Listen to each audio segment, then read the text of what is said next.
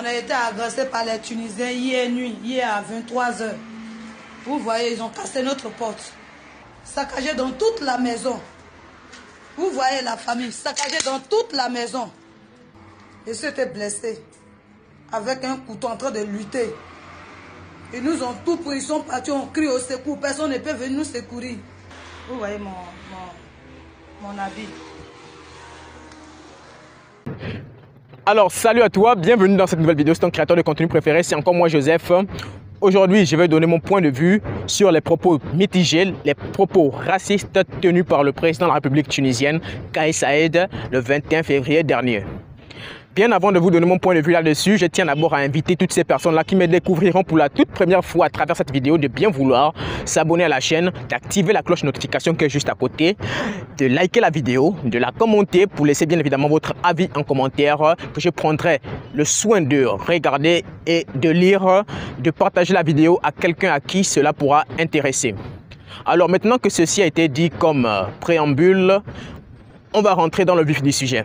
Alors, le 21 février dernier, le président de la République tunisienne a tenu des propos à caractère raciste, des propos mitigés à l'endroit du peuple noir.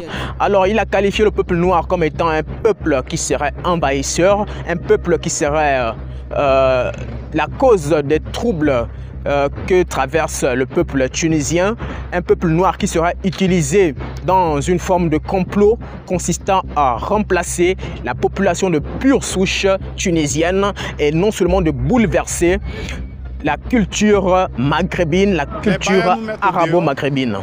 Alors je vais réagir à ces propos. Moi je vais simplement dire que le président de la République tunisienne est une personne immature. Et oui, il n'y a rien que des immatures qui peuvent tenir ce genre de propos, parce que c'est complètement inadmissible qu'un chef de l'État puisse tenir de tels propos racistes, de surcroît sachant bien que certains Maghrébins ont encore un caractère animalier dans la tête, c'est-à-dire ils ont encore, ils ont encore ces gènes d'animaux dans leur tête, et quand ils attendent ce genre de propos débités par le leader même du pays, alors ils prennent un malin plaisir à exécuter ce genre de propos tenus par leur leader. Il a appelé de façon implicite le peuple tunisien à mener une guerre face aux Noirs vivant sur le territoire tunisien. Alors il faut noter que la Tunisie, comme le Maroc, l'Algérie ou l'Égypte, ce sont des pays qui viennent régulièrement en Afrique subsaharienne pour faire la promotion de leurs universités, pour dire au peuple noir que chez nous en Tunisie, chez nous au Maroc, chez nous en Algérie, nous avons de très beaux établissements qui peuvent vous accueillir, qui peuvent vous donner une bonne éducation. Donc venez chez nous. Alors c'est à l'issue de tout cela, de toute cette convoitise faite par les Maghrébins, que les Noirs se rendent plus régulièrement au Maghreb. Il faut noter que le peuple noir qui vit au Maghreb de façon illégale n'est pas aussi conséquent que cela, comme le président de la République cherche à nous faire comprendre. Les Noirs vivant en Tunisie ne représentent même pas 1% de la population. Les Noirs, quand je parle des Noirs, je parle bien évidemment du peuple expatrié. Alors, pourquoi le président de la République s'hasarde-t-il à prononcer, à débiter de telles énormités? Comme le dit plusieurs personnes qui ont eu à prendre la parole bien avant moi, ces personnes ont affirmé que la Tunisie traverse une période de crise économique, de crise politique, non seulement par la confiscation des pouvoirs par le président de la République, Kais Saied. Donc pour lui, le meilleur moyen de pouvoir sortir sa tête haute, de pouvoir se sauver, est de faire porter le chapeau au peuple noir, est de mener une chasse aux sorcières envers les Noirs. contexte, la Tunisie est actuellement en pleine crise politique et économique. Et ce qui est ironique, c'est que c'est à cause de Kais Saïed, qui a été élu en 2019 et qui en 2021 a fait ce que beaucoup considèrent comme un coup d'État. C'est-à-dire que pour faire simple, il a suspendu le Parlement et il a mis en place une constitution hyper présidentielle où il a la quasi-totalité. Pour lui, les Noirs seraient les principaux responsables de tout ce qui se passe de mauvais en Tunisie. C'est-à-dire, problème économique, ce sont les Noirs. Problème politique, ce sont les Noirs.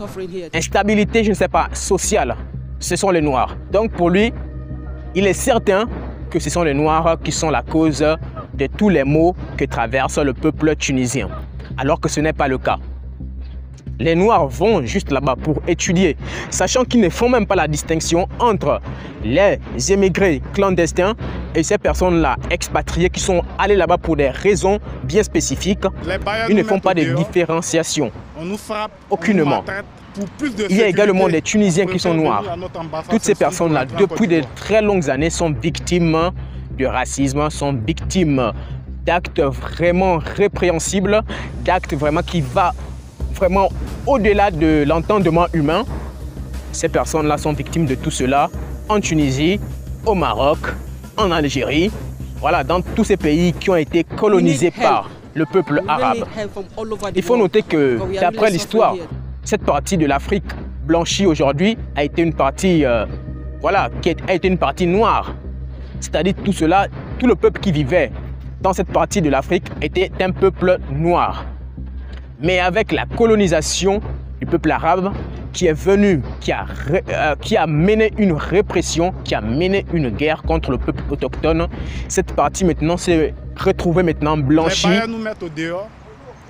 avec le temps et la culture arabe s'est imposée dans cette partie du monde.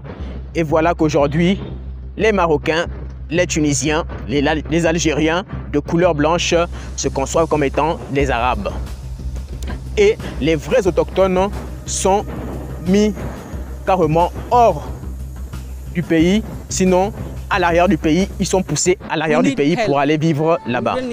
Donc, je ne comprends pas le sentiment de mépris que le peuple arabe a à l'endroit du peuple noir. Quand je parle du peuple arabe, je parle bien évidemment de ces personnes-là qui se de ces personnes-là qui se comportent encore comme étant comme des animaux. Je ne parle pas de tout le monde. Je parle de ces personnes-là qui se comportent encore comme étant des animaux.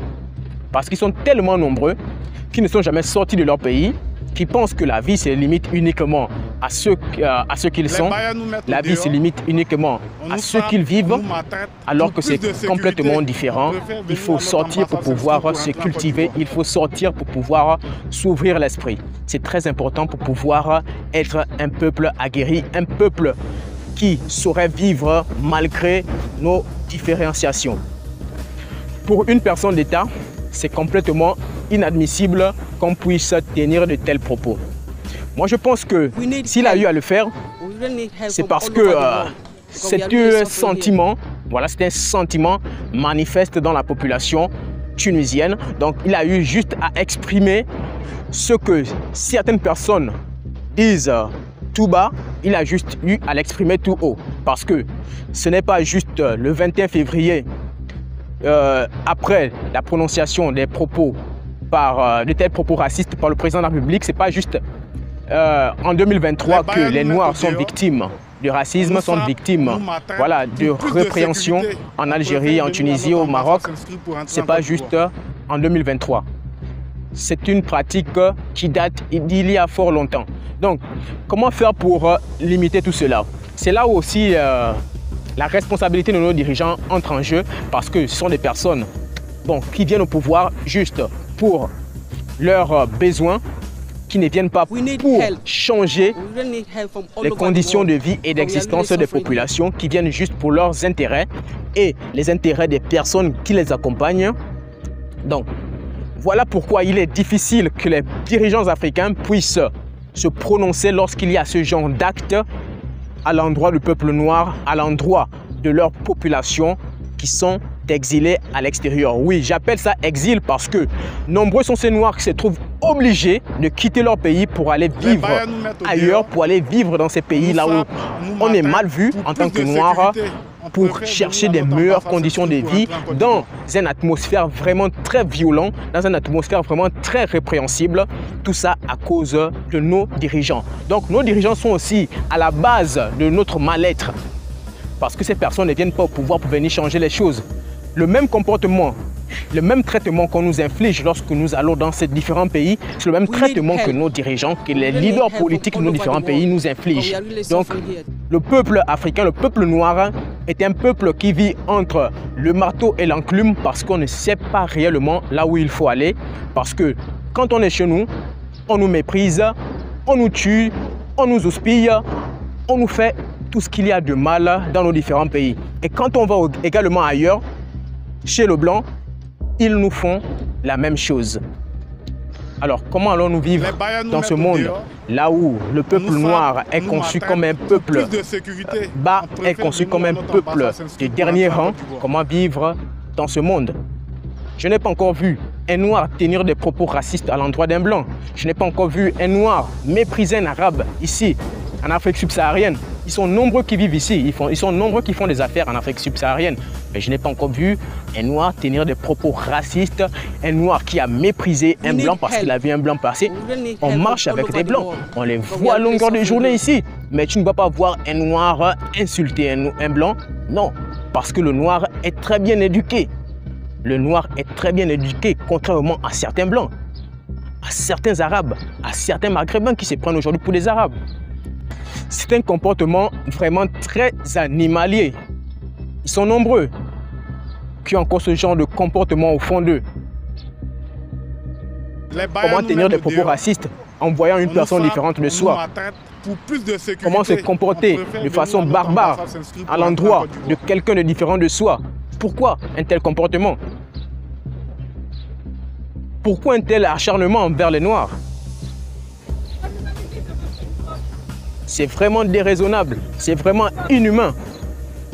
Il faut que certaines personnes arrivent à changer. Toutes ces personnes qui viendront déverser des commentaires comme quoi restez chez vous, tout ça, tout le monde émigre et on ne pourra pas stopper la migration des Noirs. Ils sont libres d'aller là où bon leur semble. Ils sont libres d'aller aux États-Unis, ils sont libres d'aller en Europe, ils sont libres d'aller en Tunisie, ils sont libres d'aller au Maroc, ils sont libres d'aller en Arabie Saoudite, ils sont libres d'aller à Taïwan, ils sont libres d'aller en Chine, ils sont libres d'aller partout. Parce qu'il y a des Chinois qui viennent vivre en Afrique, il y a des Chinois qui vivent en Afrique, il y a des Arabes qui vivent en Afrique, il y a des... Tout le monde vit en Afrique. Pour plus de sécurité, donc il faut que ce comportement animalier d'une certaine tranche de la population arabe, d'une certaine tranche de la population maghrébine puisse stopper. C'est déraisonnable. Alors, si tu as regardé cette vidéo jusqu'à la fin, je tiens à te remercier. C'était Joseph, ton créateur de contenu préféré. Si tu ne t'es pas encore abonné à la chaîne, abonne-toi, active la cloche de notification. Sur ce, on se dit à la prochaine.